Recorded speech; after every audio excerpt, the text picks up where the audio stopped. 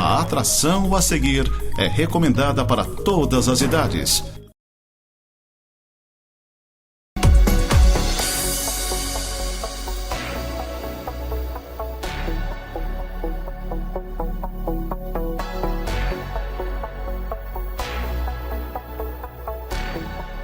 Olá, amigos da Nova Era. Estamos iniciando mais um Santa Serra News. E hoje, de uma forma muito especial, temos o prazer de receber aqui o ex-governador do estado, João Raimundo Colombo, que para nós, lagianos e serranos, sempre é o nosso governador, né? Sem dúvida nenhuma, é um momento muito bom para o nosso programa Santa Serra News. É uma honra receber aqui uma personalidade do meio político, da dimensão de Raimundo Colombo.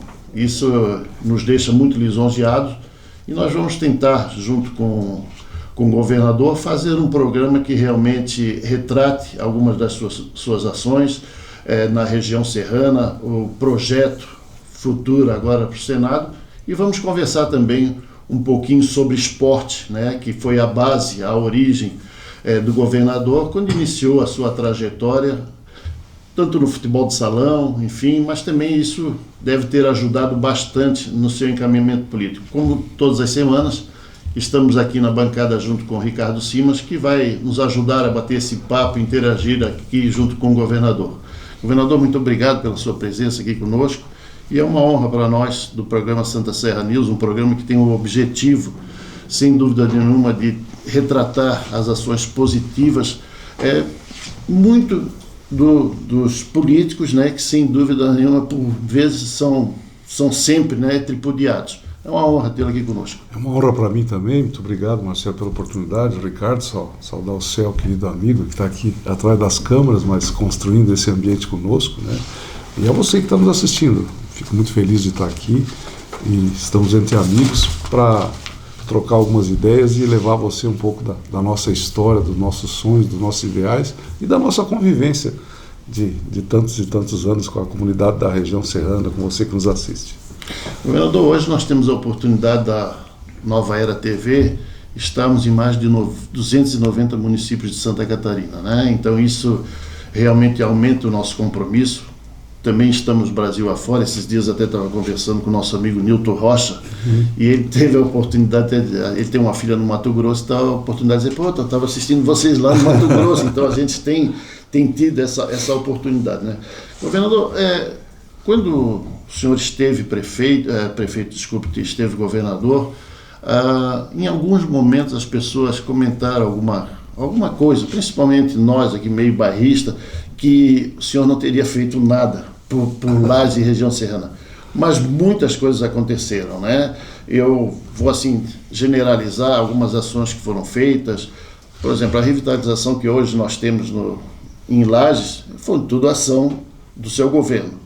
Em São Joaquim, da mesma forma, escolas que foram feitas, estradas, a de Otacílio Costa, a de São Joaquim, de Anita Celso Ramos, o Hospital Teresa Ramos, que foi dado um impulso muito grande no Ceará do Bem. Então, essas coisas realmente, assim, isso que me vem na cabeça nesse momento, mas a gente sabe que muitas coisas foram feitas, né?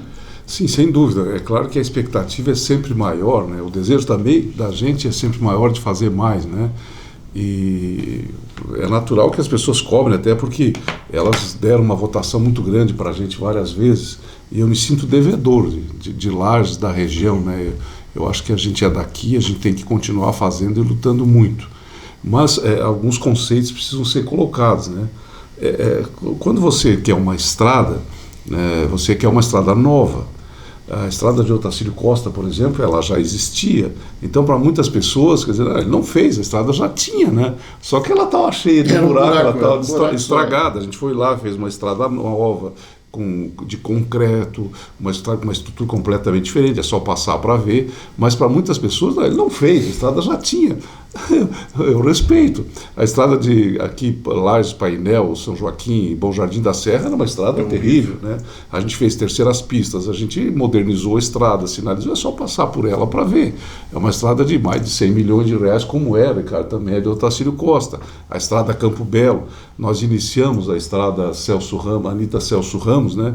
E depois, São José do Cerrito Curitibano, né? Isso, aquela era a estrada de chão, nós asfaltamos, né? E tem a famosa estrada da Coxilha Rica, que para alguns ignorantes e mal intencionados, né, eles colocam que a estrada foi para a fazenda da família do Colombo, quando não é verdade, né? Eu acho que isso hoje está esclarecido e ela alcançou seu objetivo, porque a estrada hoje permitiu um nível de produção de grãos acentuado e é só o começo do que vai acontecer. Então são mudanças estruturais que foram feitas porque a pessoa era lagiana, né? É aquela história, você pode, como um governador lagiano, ajudar. A Bernec, por exemplo, a gente, junto com o Seron, na época, nós trabalhamos muito para que a Bernec viesse, né? E aí você pode falar da Flex, que foi a mesma coisa, né? E tantas outras. As pessoas dizem, não, mas ele não fez, né? E quando, na verdade, esses dias eu estava com um amigo meu e ele estava com essa conversa, né? E eu respeito, e eu acho que meus argumentos devem ser considerados, mas eu respeito o argumento dos outros. Então ele estava falando ali, mas você veja bem, o que você fez, por exemplo, aqui no Coral? Eu disse, olha, eu não posso trabalhar para o bairro, mas se você olhar, o Hospital Infantil Seara do Bem, ele fica no Coral, né? Por exemplo, a estrutura do parque, a gente passou dinheiro para o sindicato para fazer a cobertura, para melhorar a infraestrutura. Se você olhar os colégios todos, né, nós tivemos 9 centros de eventos dentro dos colégios estaduais, né? São obras importantes. Mas tu não terminou o Hospital Teresa Ramos, né? O que aconteceu? Por que você não terminou? O que aconteceu foi o seguinte, houve aquele incêndio na Boate Kiss, né? E houve todo um conceito novo, né, de exigência de segurança. E a obra que estava em andamento, ela não previa uma passarela externa, o número de elevadores era compatível com a lei antes do incêndio da Boate Kiss, a partir dali pediram para ampliar o número de elevadores, então houve uma série de transformações no projeto que estava sendo executado. Essas transformações exigiram parar, né, fazer um novo projeto de adequação. Isso exigiu também um aditivo que era além do 25%, então foi feita uma nova licitação, e são exigências da lei. E elas foram retomadas e foram praticamente concluídas, uma obra de mais de 100 milhões de reais. E ela tem um viés de infraestrutura importante, né, que vai, de forma significativa, melhorar muito a área de serviços da cidade, né, da educação, elas foram fundamentais. Por exemplo, nós ampliamos a UDESC com mais 2 cursos superiores, fizemos uma série de novas obras. Na Uniplac, nós financiamos, passamos a fundo perdido os recursos para trazer os cursos de engenharia, todos os laboratórios, aquele prédio. E você vai lembrando assim, de muitas coisas que você que está me assistindo provavelmente não saiba, mas nós investimos praticamente R$1 bilhão. Uma decisão importante, por exemplo, para a região, foi reduzir o imposto da madeira. Se você lembrar, na época, no começo do governo, estava fechando a Batistella, a Sofia, a Pisani, empresas de 70, 80 anos na cidade, porque a crise da madeira era muito grande, né? O governo não ficou de braço cruzado e não foi omisso, nós baixamos o imposto, nós atendemos a demanda. Hoje o setor madeireiro se recuperou completamente, né? Ele renasceu e isso gerou empregos, trouxe novas empresas, desenvolveu a cidade, porque essa decisão foi tomada naquela época. A mesma coisa, por exemplo, a maçã, o ICMS era 17%. As pessoas que plantavam maçã estavam praticamente quebradas. Nós tivemos 4 ou 5 anos de granizo, de preço baixo, de produção ruim, e o setor desmanchou. O que nós fizemos? Nós refinanciamos todas as dívidas, fomos no Conselho Monetário Nacional, foi uma briga muito grande, conseguimos, né? Liberamos. O ICMS era 17, veio para 0, que está até hoje, né? Isso deu competitividade à maçã em relação à importação, né? Ajudamos todos os produtores a pagar o seguro para ter cobertura, para fazer uma cobertura de tal forma que o granizo não fosse, de novo, uma coisa quase impeditiva. E com isso, nós recuperamos todo o setor, que na nossa região é o maior centro de produção de maçãs do Brasil, é Santa Catarina. Então são coisas como essas, que para muitos são abstratas, mas que modificaram o desenvolvimento da nossa região. E isso, eu não tenho dúvida, elas foram feitas, elas estão aí, dá para comprovar cada uma delas. Mas sempre que uma pessoa critica, eu presto atenção na crítica. É claro que tem aquela crítica mal intencionada, tem aquela crítica idiota que é feita sem nenhum fundamento, essa você despreza. Mas aquela que tem fundamento, que pode me ajudar a melhorar o nosso trabalho, elas são aceitas. E isso é natural. Alguns gostam do trabalho da gente, outros não gostam. É como no futebol, né, Marcelo? Nós íamos jogar, você jogava também, então uma parte da torcida torce por você, a outra torce contra você, né? E a gente respeita. É a história, né? do touro e o toureiro. Tem alguns que Tem alguns que tem torcem. alguns que torcem pro touro, isso né? se comenta muito aqui em Laje, né? Uma coisa que o pessoal tinha esquecido justamente do ramo madeireiro, ficou muito fortalecido o Israel Marcon, né, no Capão Alto, ficou muito fortalecido o Rodrigues aqui no Correia Pinto. Não se via empresas desse porte, a não ser Sudati e Bernec, né? É porque aquelas agregavam valor, a outra praticamente perdeu toda a competitividade. Mas os caras ganharam força, ganharam vigor, hoje eles estão ficando cada vez maior, cada vez que se passa lá se vê o aumento, a coisa como está, porque o povo passa a se interessar quando tem alguém que começa a dar apoio, quando tem alguém que... Você quer ver, Ricardo, qual é a atividade mais antiga da nossa região? É a pecuária, né? É a atividade que tem mais tempo, maior tradição, tem uma capilaridade, são 5, 6 mil produtores. 5, 6 mil empresários, famílias que vivem dessa atividade, que geram riqueza, pagam a faculdade do filho, compram no comércio, vão no dentista, consultam o médico, compram na farmácia, vão no supermercado. Esse dinheiro irriga a economia e faz com que toda a cadeia gere riqueza.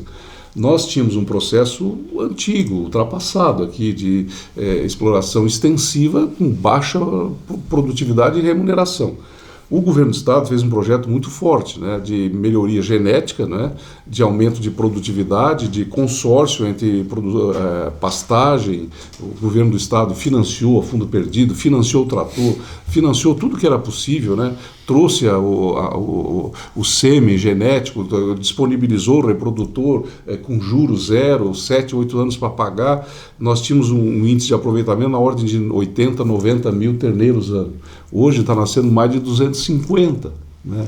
Você vendia um boi com 4 anos, hoje tu está vendendo com 18 meses. Né? E isso fez com que essa atividade econômica gerasse muita riqueza, ela praticamente triplicou o seu volume na economia da nossa região.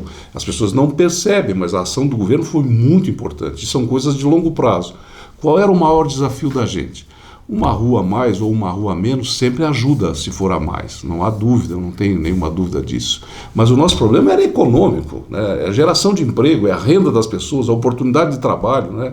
Isso tinha que ser feito e são medidas que vêm de longo prazo, né? Então, por exemplo, o centro tecnológico que foi feito ali no Morro do Posto, ali, da Cidasc, ali, aquele centro novo que foi construído ali, aquilo gerou uma oportunidade tecnológica de desenvolvimento para o jovem, né? Essa é uma atividade de importância fundamental para a nossa região. E as pessoas nem sabem, às vezes, que foi o governo que construiu, que entregou, que ajudou a manutenção, que entregou pronto, né? O Orion? O Orion Park. O Orion Park também. Então, são medidas como essas, né, que vão produzindo resultado. Eu não tenho dúvida, e falo isso com muita certeza, a economia da nossa região vive o seu melhor momento dos últimos 50 anos e com a melhor perspectiva futura. Realmente, nós estamos encontrando o caminho do desenvolvimento, nós temos que continuar trabalhando nisso.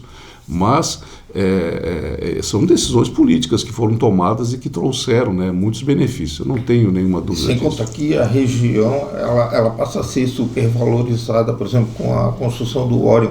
Aquela região ali passou a ser supervalorizada, não valia quase nada, as coisas ali. Passou a ser supervalorizada e procurada. Hoje já tem outro prédio do lado saindo, que é da NDD, né? Da NDD saindo ali do lado, e assim vai o crescimento. A região se desenvolve, né? Não tenho dúvida nenhuma. A região da economia moderna, né? A região do shopping aqui. Sim. A região do shopping aqui, da mesma forma, a valorização que teve aquela região ali, que vai para o Guarujá. Você quer ver duas áreas que eu considero importantes, por exemplo, a saúde, né? Com a melhoria com a formação, a partir do momento que você conseguiu trazer o curso de medicina e você ampliou os hospitais, todo o processo desenvolve muito. Eu estava esses dias ali na prefeitura e eu fui caminhando até a minha casa e encontrei um cara que tinha vindo consultar de Ituporanga, um cara de Brunópolis, enfim, foram 6 pessoas com quem eu falei ali naquele entorno que estavam vindo, porque nós estamos com um centro de especialidades muito grande aqui, melhorou muito, né? Então o Hospital Nossa Senhora dos Prazeres, se moderniza, tem seus desafios, né? Tá avançando. O Seara do Bem ficou um hospital de ponta, né? E o Teresa Ramos, então, nem falar. A hora que ele for funcionar plenamente, ele é um dos melhores hospitais do sul do Brasil. Então, toda a área de serviço na cidade polo, ela atrai toda uma macro-região, né? Então, as pessoas de Campos Novos, por exemplo, tratamento de oncologia, né? De tratamento de câncer, de radioterapia, de quimioterapia. A gente instalou ele logo no começo do governo. Ficou 4 anos pagando, porque o governo federal não licenciava, não reconhecia. E nós só no 5º ano é que nós conseguimos, mas a gente no governo ficou pagando todos os meses, né? E isso foi um avanço importante. Por exemplo, o centro universitário da UDESC, da FACVest, da Uniplac, o conjunto dele faz com que a nossa região seja um centro universitário. Quantas pessoas vêm para Lages estudar? Quantas pessoas fazem a sua formação aqui e vão desenvolver a sua atividade profissional aqui? Então, o fato de você ter investido na Uniplac, o fato de você ter, que é uma instituição comunitária, o fato de você ter investido na UDESC ajuda, né, a consolidar a cidade polo de Lages. O shopping que você falou também tem essa diretriz. Então, essas coisas não aconteceram por acaso, né? Em todas elas nós estivemos juntos, o governo participando, incentivando, financiando, arrumando recursos, né? Governador, é nesse sentido, até nós estamos quase ao término desse nosso bloco, mas eu não posso deixar, até para a gente... eu sempre pautei a minha vida por questão de justiça.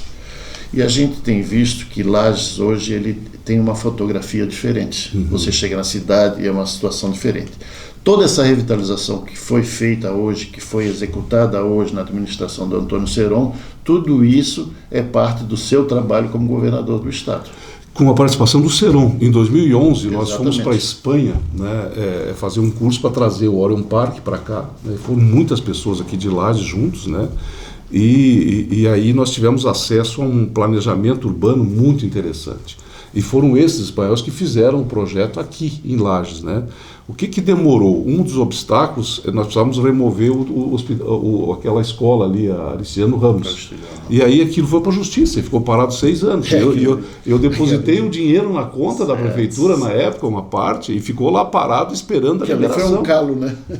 Aí tinha, por exemplo, as pessoas não percebem, mas o governo do estado fez tirou toda aquela poluição visual, os fios, não lembro agora o nome, e ficou tudo subterrâneo, né? Foram, parece que 10 milhões de reais que foram investidos. Então tu olha para cima, tu vê as nuvens, tu vê, não tem mais aquela poluição. Então isso fez parte do projeto que nós fizemos na época com recursos do estado. E aí nós repassamos uma parte dos recursos, aí o Seron assumiu a prefeitura, começou a tocar, a mesma coisa foi com o mercado, né? Mas o Seron, ele foi junto com a gente, ele conhecia o projeto desde o início, né? Na época o Eliseu foi junto, o Roberto Amaral, eu não lembro, assim, o Seron, tinha o Costinha, tinha um grupo grande de Lages naquela comitiva, e foi lá que começou toda essa discussão. Mas o Roberto Amaral chegou a ficar 2 anos, um ano lá estudando na lá, Espanha, exatamente. Então, foi um período interessante. E, claro, essas coisas demoram mais do que deveriam demorar, mas o importante é que hoje elas estão ali, a cidade está de parabéns, o Seron está de parabéns, todos nós estamos de parabéns. Começou com a Dom Pedro, né? A revitalização.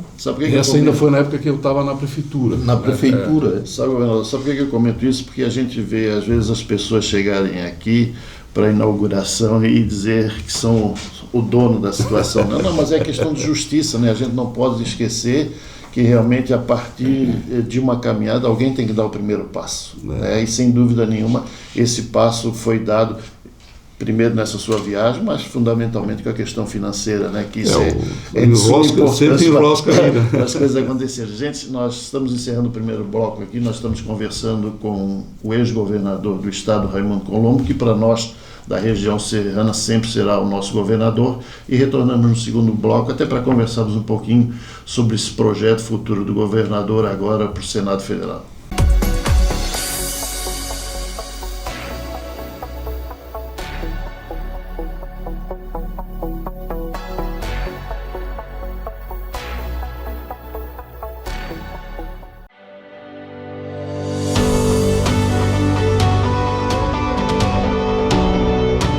Nós Nós somos a Avita, empresa fundada em 10 de maio de 1976, com mais de 45 anos de experiência no segmento de refrigerados, congelados e atacado em geral. A distribuidora Avita, na sua região de atuação, representa com exclusividade o maior grupo do segmento lácteo do Brasil e do mundo, o Grupo Lactalis, com as marcas Batavo, LG, Parmalat, Presidente e outras. Estamos sempre de olho nos desafios do mercado e preparados para transformá-los em oportunidades para os nossos parceiros. Distribuidora Avita, construindo parcerias, distribuindo qualidade.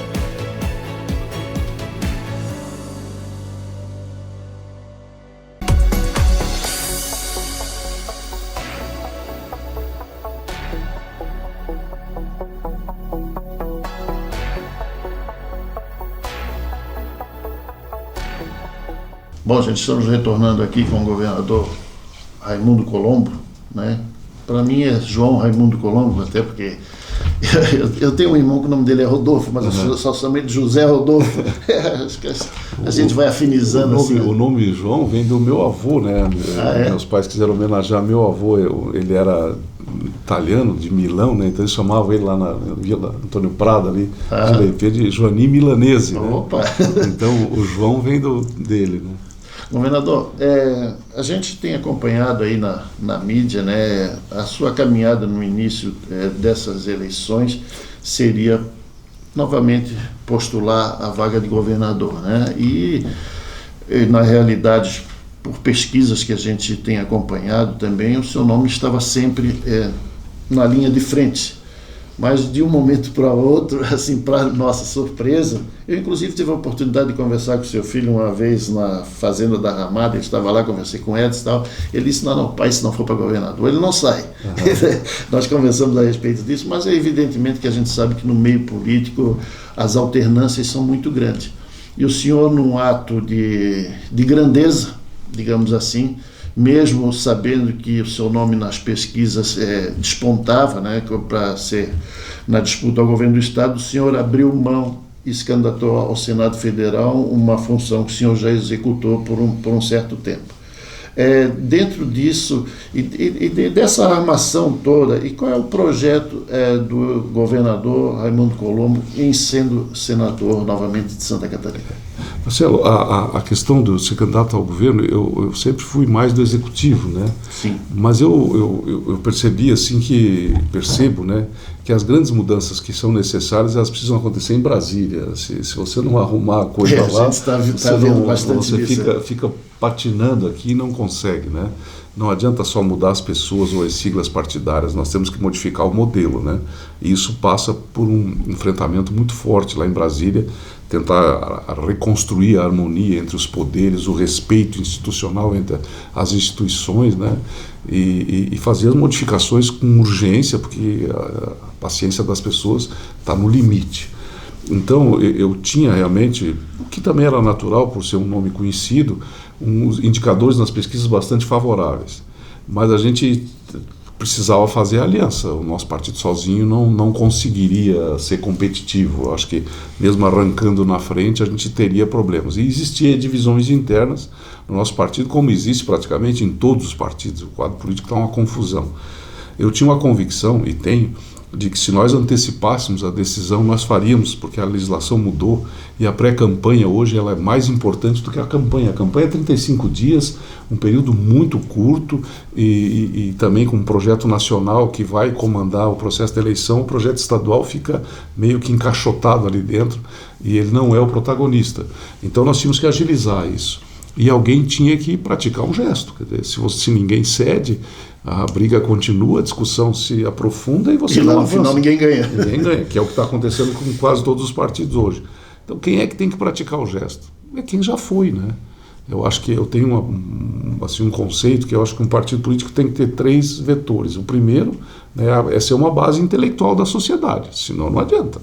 Alguém tem que ser uma luz, tem que mostrar o caminho, tem que mostrar o que precisa ser feito, né? Então essa base intelectual, o partido precisa ser, os partidos, e não são. O segundo é abrir o espaço para o novo, para ele se renovar, para vir novas ideias, novas lideranças, surgir a oportunidade das pessoas crescerem, porque senão são sempre os mesmos. E a terceira, aí sim, é ter um objetivo eleitoral, você precisa ganhar a eleição para executar o que você propõe. Então eu entendi o seguinte, eu preciso ser coerente, eu acho que quem tem que abrir mão sou eu, mesmo tendo a melhor situação na pesquisa, né? E eu fiz esse gesto em relação ao partido interno, porque havia outros candidatos. Olha, se um de vocês quiserem ser e trouxerem o projeto exitoso, eu estou junto, eu não preciso ser candidato a nada. E o segundo é da aliança, aí na pré-candidatura do Jean Loureiro, né? E eu disse, olha, não há problema nenhum, eu topo.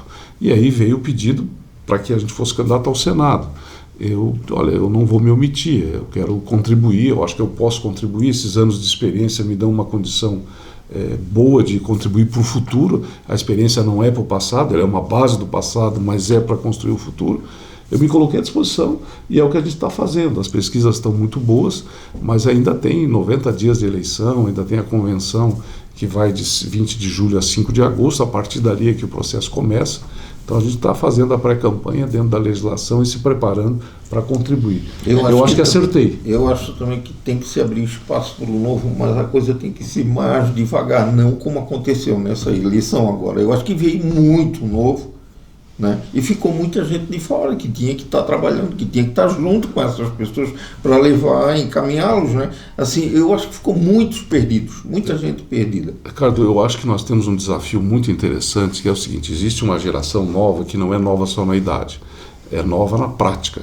Tem tecnologia, tem um mundo muito rápido, muito tecnológico, você consulta o Google para tudo, você tem solução para tudo, você não tem paciência para nada. Então tem muitas coisas positivas.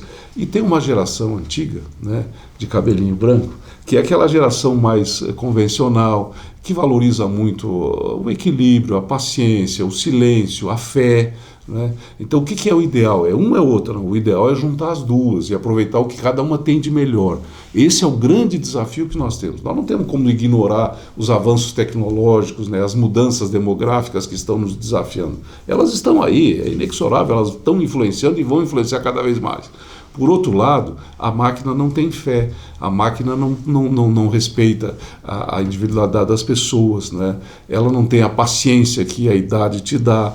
Então nós aprendemos com os nossos avós, com os nossos pais, e hoje nós temos que transferir o nosso conhecimento para essa juventude. Então o grande desafio, não é fácil, mas é um bom desafio, é juntar essas duas gerações e aproveitar o que cada uma tem de melhor. E eu não tenho dúvida, governador, o senhor colocou muito bem aí no início da sua fala a questão do Senado Federal hoje, né, ou a Câmara Federal, enfim. Nós chegamos num momento que nós todos entendemos, né, evidentemente o senhor tem uma experiência muito maior, mas nós que somos mais leigos no assunto, que o grande projeto Brasil passa pela Câmara Federal e o Senado Federal, né? A partir dali é que a gente começa a ver que ações por eles tomadas é que vai dar credibilidade aos políticos, né? Porque ficou por muito tempo desacreditado, né? E eu penso que esse momento é um momento realmente de transformação e muitas coisas vão acontecer, né? A sociedade ela já mudou, ela tem novas exigências, né? A gente diz, está escrito na Constituição, que os três poderes são iguais, né? Na verdade não é bem isso, né? O poder legislativo é o que faz a lei, quem faz a lei é quem comanda, o outro julga, né? E é importante, o outro executa. Mas se nós não mexermos, porque para as pessoas boas não precisam leis, né? Para os maus não adiantam leis. As melhores leis são aquelas mais antigas que são respeitadas e cumpridas por todo mundo. Então nós temos que mexer nisso, a gente vai ter que estar muito agilizado. E os poderes precisam criar regras de respeito, porque hoje o governante eleito pelo povo, vamos ser sinceros, manda muito pouco. Né? Os órgãos de controle, os órgãos de fiscalização ficam refém. Eles estão com um poder muito alto, né? E aí o que ganha com isso? Ganha a burocracia, ganha a postergação. Quer dizer, hoje em dia você reclama da justiça, mas quem recorre à justiça são as instituições e são as pessoas. Nós temos quase 200 milhões de processos tramitando na justiça. Tudo acaba na justiça. Você pede agilidade, mas é uma licitação pública, o cara que perde vai para a justiça. O cara que se sente, então, em tudo, e isso criou uma dificuldade operacional muito grande. O governante hoje tem insegurança em tudo, porque acaba sendo acionado de todas as formas. normas, e aí ele tem que recorrer à justiça, que acaba tendo que fazer o que não é sua missão. Então, acho que nós temos que recolocar cada um na sua caixinha e dar a ele as melhores condições de trabalho. Mas tem que haver uma harmonia entre os poderes, senão quem paga o pato é o povo. Sim, até nas eleições o embate está sendo não na TV, não no rádio, não na mídia, está sendo através de CPIs, através da justiça. A CPI, uma coisa tão importante, está ficando banalizada. Banalizada e servindo a interesses que não são interesses legítimos. Nada a ver. Né?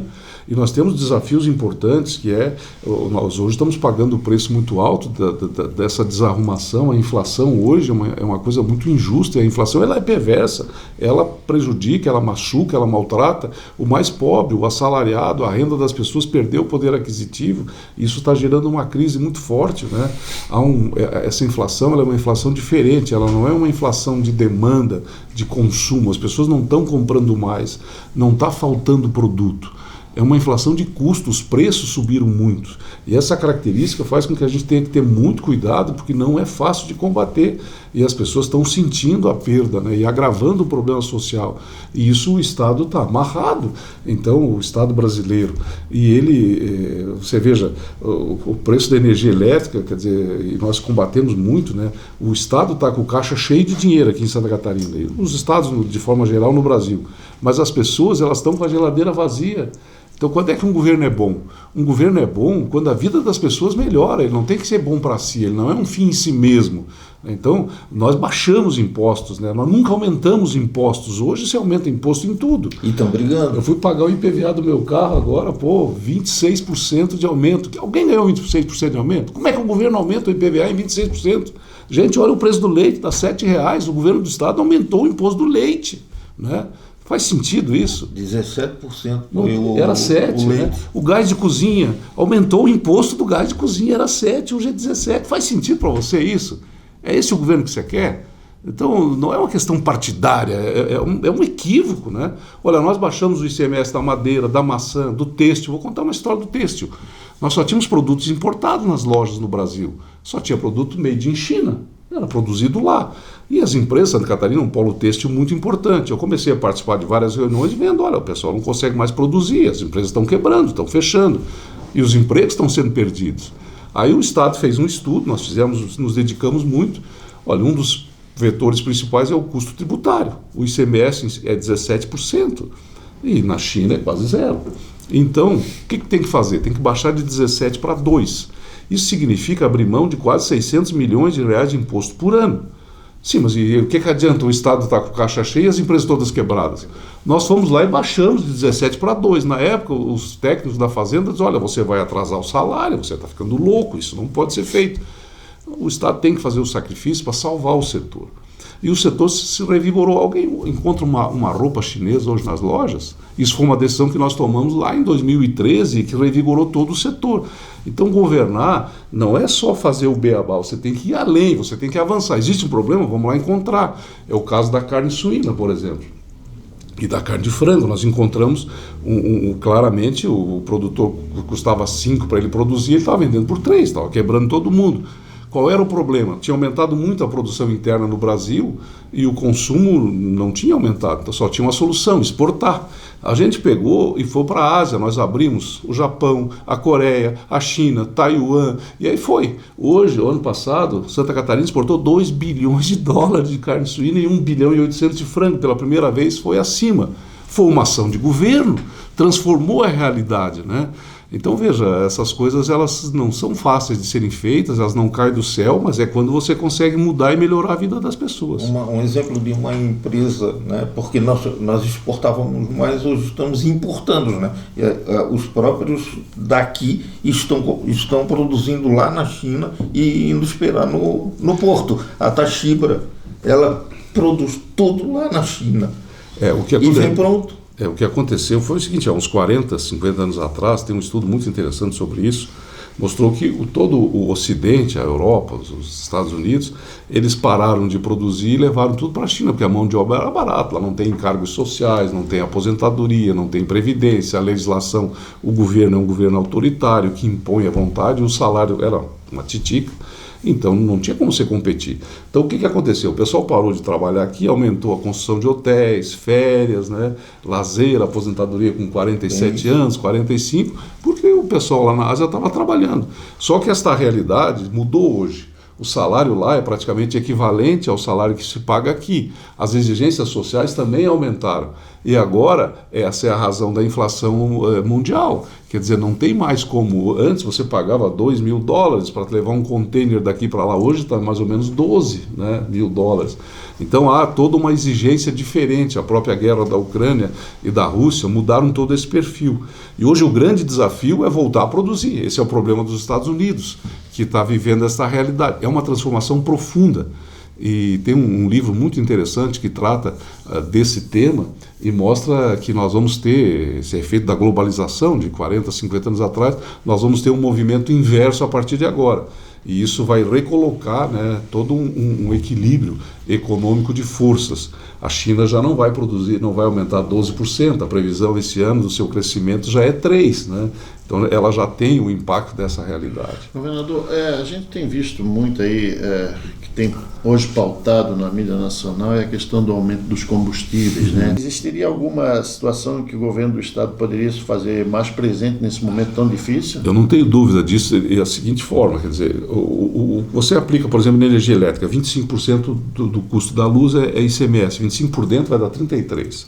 Bom, deu uma seca, você teve que injetar energia termoelétrica, que é energia a gás, a óleo diesel, a energia a carvão, energia solar, ela tem um custo maior. Então o preço da energia sobe. Você não pode... E aí você faz tarifa amarela, tarifa vermelha, né? Então você faz uma punição que vai aumentando gradativamente em 3 níveis e a energia sobe. Então, você não tem como subir o imposto sobre a multa, porque você está punindo a sociedade 2 vezes. Então você não bota o imposto na tarifa amarela ou na tarifa vermelha. Mas aqui em Santa Catarina a gente colocou. Então aumentou muito a arrecadação de imposto, mais de R$1 bilhão no ano passado em cima disso. Porque você aumentou, você cobrou sob a multa, né, o imposto. O combustível é a mesma coisa, você tinha um combustível de 25% na faixa de $70, $80 o barril, ok. Aí hoje está 130. Sobre esses 50, não faz sentido você colocar o imposto sobre ele, porque aí você está punindo a sociedade 2 vezes, e aí vem a inflação de custo que eu falo. É uma coisa, você subir a taxa de juros, o Banco Central subiu desse jeito. Quando o problema é consumo, para você diminuir o consumo, você enxuga o mercado, a liquidez. Agora, quando o problema é custo, você aumentar o imposto, você aumenta o custo e potencializa o crescimento da inflação. Tanto que esperavam que a inflação tivesse agora em 5% e ela está em 12%, né? Então, são esses equívocos. Eu não tenho dúvida que deveria ser feito sobre o crescimento, que é um crescimento circunstancial, temporal, você não deveria incidir o custo tributário sobre esse aumento. Beleza. Gente, nós estamos encerrando o segundo bloco aqui, estamos hoje conversando com o ex-governador João Raimundo Colombo, candidato em potencial ao Senado Federal nas próximas eleições. Retornamos em seguida.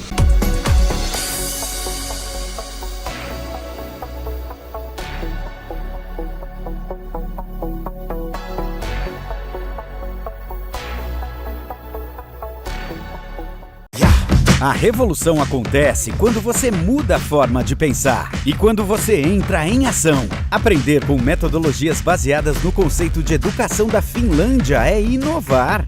Aprendizagem em rede é descobrir que você também pode estudar. Na rede, ter um professor no polo é a segurança de estar no caminho certo. O mundo mudou, a forma de fazer a faculdade também. Faculdade Sensupeg, revolucione o seu mundo.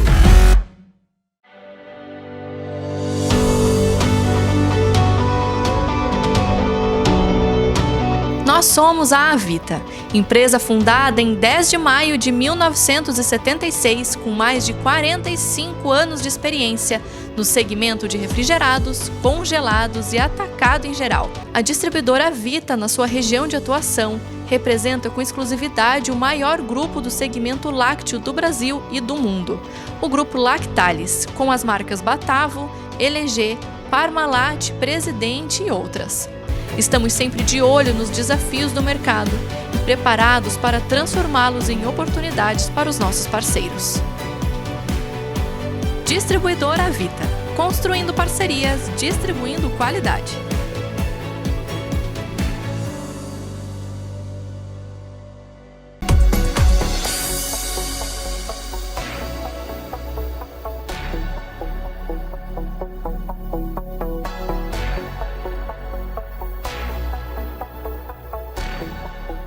Bom, estamos retornando aqui para o último bloco com o ex-governador João Raimundo Colombo. No bloco anterior ele disse que ele seria candidato ao Senado. Na verdade ele é pré-candidato porque as convenções só definem no dia... É um limite... 20 de julho a 5 de agosto. Né? Lá é que define realmente. A nossa eu acho que vai ser dia 23 de julho. Ainda está hoje o encaminhamento já está feito com o Jean Loureiro como governador, o senhor como o Senado e quem seria o vice? O Heron. Heron do Oeste. Do Oeste. Do Chapecó. Beleza. Então, só para a gente fazer essa correção, né, para não ter problema lá na frente, né? Não, senão o cara já está saindo. A legislação é claro, não há candidatura, é pré-candidatura, né? Governador, sua história começou no Hélio Moritz. Ganhamos muitas vezes de vocês, perdemos algumas, mas poucas. Já foi buscar muita bolinha lá na rede, né? Ele jogava bem, ele era da seleção de Florianópolis, era craque. Governador, dá para dizer o teu apelido? Não. Deixe quieto. O senhor sempre gostou do esporte. Mais um apelido? Passou já. O pessoal agora o senhor sempre gostou de esporte, né? O senhor iniciou sua carreira dentro do esporte, evidentemente, no Hélio Moritz. Até hoje o senhor preserva essa relação de amizade com todas as pessoas. Agora, recentemente, ainda se reuniram no Serrano, né? Foram resgatar alguns que estavam fora, enfim. Mas depois o senhor jogou muito tempo, né? E aquilo ali, eu acho que não tenha dúvida nenhuma, lhe deu, principalmente a questão da amizade, né? Que até hoje ali, o Hélio Moritz é uma referência para o senhor, né? Sem dúvida, são os meus maiores amigos, né? A gente viveu juntos ali 10 anos e estou falando aí de 80, mais de 40 anos que a gente parou de jogar, né? E nós e o Pelé também paramos mas o senhor quis ser Pelé uma época, só jogar de centroavante, só queria fazer gol. Não, o homem era prefeito, só ficava lá na área, lá, ó, dá bola para mim, mas fazia gol, matador. Mas a gente tinha um time sensacional. Eu participei da terceira geração, mas teve duas gerações antes da minha que ganhavam todos os títulos estaduais, né? E eu peguei uma geração muito boa. Nós tínhamos, era eu, o Vermelho, o Quinho, o Paulo Menina e o Wilson Nedo. O Nedo era um craque. O Cagão também era brilhante, mas ele foi estudar fora, ficou menos tempo aqui. Mas tínhamos outros, antes tinha o Valdec, o Nelson Yared, o Robertão, meu Deus, o João Batista, que era goleiro, aprendi muito com ele, foi goleiro internacional, foi campeão catarinense, né? E era um time sensacional, nós fomos campeões estaduais, disputamos campeonatos brasileiros, inclusive a primeira Taça Brasil foi aqui em Lages, né? Foi na inauguração, em 74, o Ivo Silveira, não, 67. 67 foi o Ivo Silveira. Era uma geração antes da minha, nessa época eu tinha 11 anos, não estava jogando.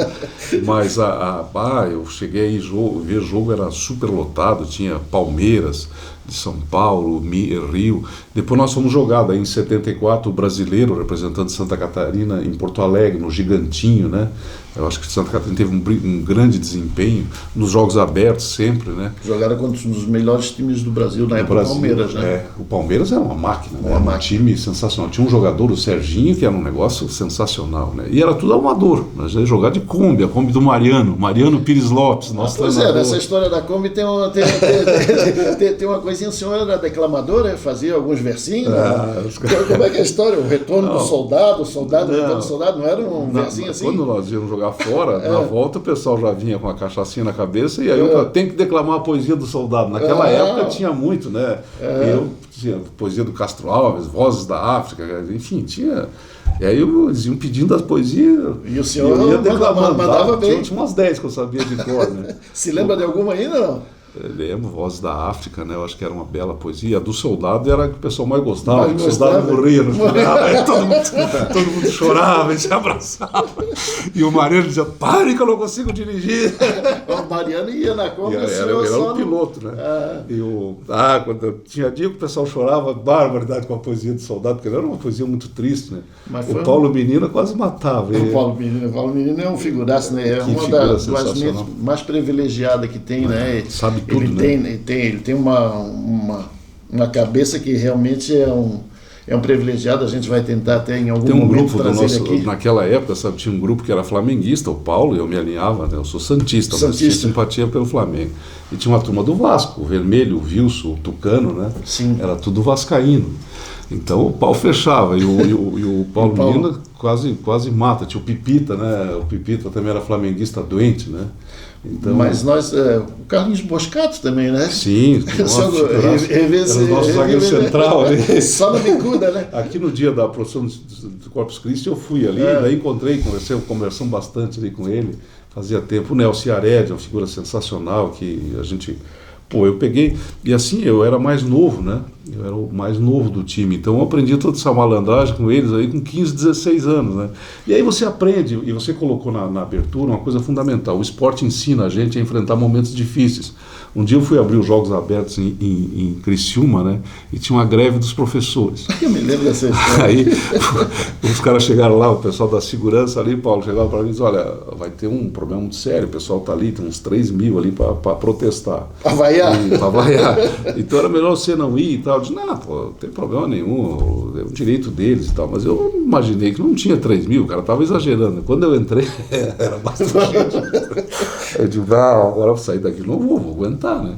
Só que uma vaia num estádio, ela começa com pouquinhos e ela se alastra, dali a pouco tá todo mundo vaiando, que faz parte da festa, né? Só que o vaiado não acha bom isso. Tava o Guga Kirten do meu lado, né? E o Guga dizia: não dá bola para isso e tal. Eu digo: não, quando eu jogava aqui em Criciúma, que nós íamos jogar aqui, vaiava 100%, agora tá a metade, então eu já ganhei bastante, né? Todo mundo esperando o meu discurso, né? Eu sabia que eu não ia conseguir dizer nada, né? Então, quando foi para mim falar, todo mundo esperando aquele discurso de 5 minutos, eu disse: está aberto, os Jogos Abertos, um abraço para todos.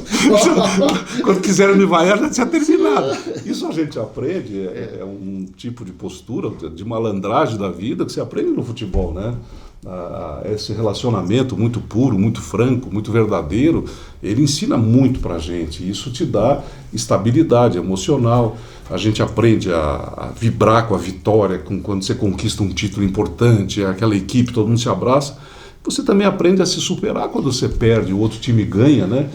E você faz parte da vida, do teu amadurecimento pessoal, emocional, né? E disciplina, né, governador? Muita coisa, disciplina. Assim, mesmo a gente que nunca gostava de perder, né? Aqui em Lages, pelo menos a briga era muito forte. E lá em Florianópolis também, quando eu iniciei a minha trajetória lá no futebol de salão. Ele era um baita jogador, acho que você jogou também na seleção catarinense, né? Na seleção catarinense também nós tínhamos aqui, era Florianópolis, tinha outros times também, mas era Lages e depois Florianópolis. tinha Joinville em algum momento, Blumenau também, mas a grande rivalidade no futebol de salão era Lages e Florianópolis, né?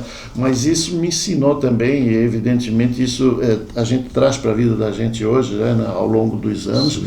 Alguma coisa lá trazia. O mais bonito disso tudo que eu vejo, governador, desde esse início lá, né, da sua história, o senhor sempre, de alguma forma, privilegiou esses seus amigos, né?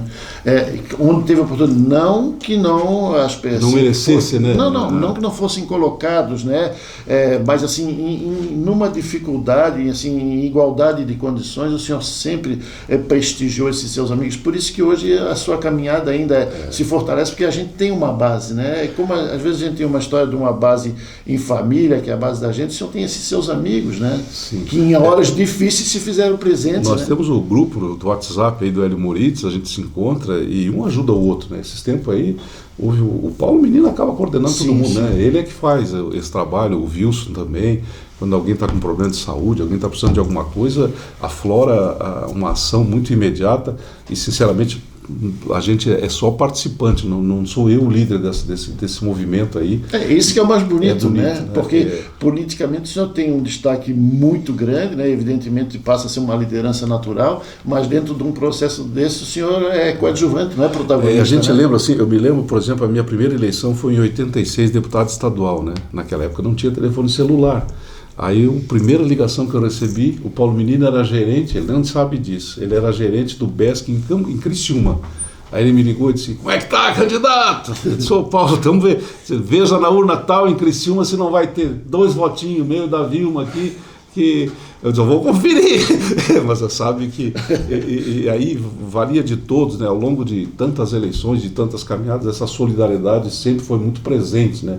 Às vezes a gente não se encontra tanto, né?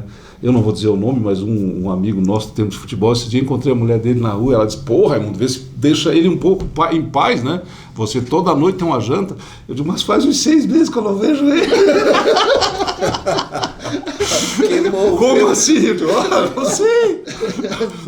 Deu uma olhada bem no GPS do homem para ver onde é que ele está indo. Queimou. É verdade. Vocês ainda jogavam no time que gostavam, que queriam da cidade, né? Lá o Marcelo foi jogar no Avaí, porque tinha medo de atravessar a ponte. Mas a gente, nem tudo é perfeito na vida. Não faz parte. Falar o nosso nisso, Inter de Lages aí. o nosso Colorado aqui tá aí. mas está pedalando, difícil, né? tá sobrevivendo, né? Porque, na realidade, assim, eu sempre entendi, né? Como eu militei muito tempo na questão do esporte também, se não tiver uma base bem feita, né? A cada ano você vai fazer para a Série B uma equipe, só vem lá quem já tá em final de carreira ou não tem uma preparação. Ficou muito caro, né? E muito difícil de você manter um clube, né? Então, aí tem que ter uma estrutura permanente, os campeonatos 4 meses, daí encerra, tu libera todo mundo e tem que fazer um novo time. Ficou muito difícil, infelizmente. Verdade.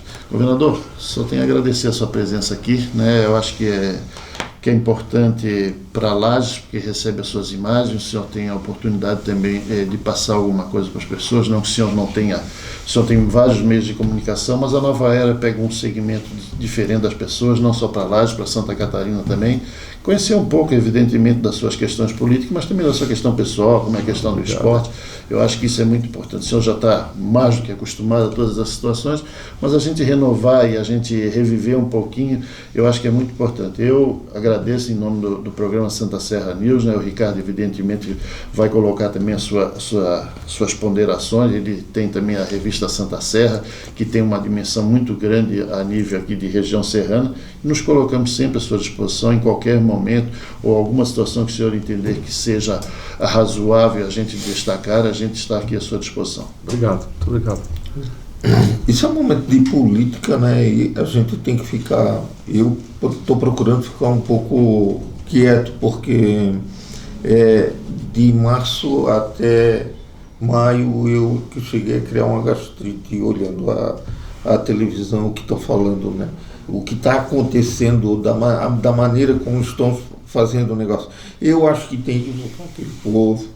Tem que voltar aquele povo que estava trabalhando, que estava fazendo, que não deixou o nosso povo à deriva, que eu acho que o povo ficou à deriva na pandemia, porque ficava uma turma puxando para um lado, outra turma puxando para o outro, acabavam se perdendo.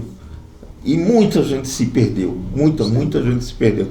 E tem que trabalhar unido, tem que trabalhar de uma forma que não deixe ninguém fragilizado, que as pessoas fragilizadas, né, e percebendo que não tem apoio, que vão para casa sem saber o que fazer. E agradeço a sua presença aqui, agradeço a dona Marlene Nassif também, que eu acho que teve um dedinho dela aí nesse negócio. É uma pessoa maravilhosa, uma amiga nossa, desde quando cheguei em Lages aqui em 2003. E desejo que o senhor realmente volte, porque lá está precisando, Santa Catarina está precisando, o Brasil está precisando de pessoas fortes. Obrigado, Ricardo, obrigado, Marcelo, dois amigos queridos, obrigado, Aleixcel. Aqui, né, nós fizemos centenas de programas Pergunte ao Prefeito durante 7 anos, né, e foi uma experiência maravilhosa para a gente e ajudou muito, né, a cidade a se encontrar, a se reunir, a acompanhar os seus, e lutar para vencer os seus desafios. Foi aqui que a gente conseguiu todo sábado, né? Era uma coisa muito bacana e até hoje eu encontro pessoas que fazem referência àquele período. O Ader Godoy, uma grande figura, se comunicava muito bem, era muito gostoso de participar, aprendi muito, né? E também pude usufruir da generosidade de vocês aqui. Então eu agradeço muito pela oportunidade, acho que as tuas palavras são muito sábias, né? É a hora de se unir, nós temos grandes desafios pela frente, é muito ruim quando você vê um puxando para um lado, outro para o outro, o excesso, os extremos dominando, né? Eu acho que sempre o bom senso, o equilíbrio, a decisão acertada, pensando nas pessoas, pensando em quem mais precisa, tentando proteger quem precisa ser protegido e não quem já tem tudo, né? Tentando ouvir a voz de quem não tem voz, tentando fazer o certo, né? Muitas vezes incompreendido, às vezes você passa uma fase difícil, depois você recupera, você se supera, você aprende. Eu acho que nesses 4 anos que a gente ficou sem uma participação mais ativa na política, eu procurei ler muito, procurei acompanhar todos os desafios que nós tínhamos, procurei aprender com tudo isso. Foi um período de aprendizado importante, de recuperação de energia, de equilíbrio, né? E também de reencontrar os verdadeiros sentidos da missão, né? Então, estamos prontos aí para mais uma caminhada e vamos fazer o melhor da gente. E aí é a contribuição. Muitas vezes você busca um objetivo baseado muito num sentimento assim de ambição, que eu acho um sentimento legítimo de crescer, desde que você não pise nos outros. A ambição é você crescer, você alcançar seus objetivos, traçar suas metas de chegar até elas, realizar elas. Não acho que seja uma coisa negativa. Mas na minha fase da vida, a minha contribuição não é por ambição. É uma contribuição, mas sinceramente, de missão. Eu posso ajudar, é importante a minha participação, então contem comigo. Se tiver um outro em melhores condições, eu vou ajudar numa boa. Eu já tive muito apoio, sou muito grato ao longo de 40 anos aí, a população de Lages. Olha, é muito raro, eu sei que isso não foi votado numa pessoa, mas foi votado num lagiano. Eu fiz 90% dos votos para senador em Lages, depois para governador 2 vezes 90% dos votos. Uma cidade grande, com tanta tradição, com tanta história política, apoiar uma pessoa desse jeito é muito raro. Não sei se aconteceu alguma outra vez em algum outro lugar. Então eu tenho essa responsabilidade. Muitas vezes as pessoas dizem, mas o lagiano... Não, só um pouquinho. O lagiano soube dar o apoio na hora certa, soube cobrar na hora certa. Eu devo muito a Lages e essa gratidão, ela tem que estar... É a coisa mais importante minha em relação aos lagianos. Bom, alguma incompreensão? Bom, isso faz parte, a gente também erra, né? E tem que reconhecer isso. Porque o povo tem rosto, nome e endereço.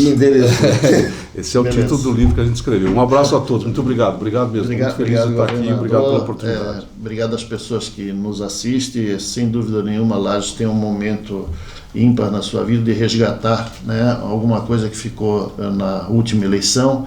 Nós temos a oportunidade de colocarmos novamente no cenário nacional um lagiano que, depois de muito tempo, né, veio representar Lages no governo do estado em 2 situações. Na primeira, realmente era uma situação que tinha que administrar algumas coisas, né, de governo anterior, enfim, mas teve a oportunidade na sua reeleição.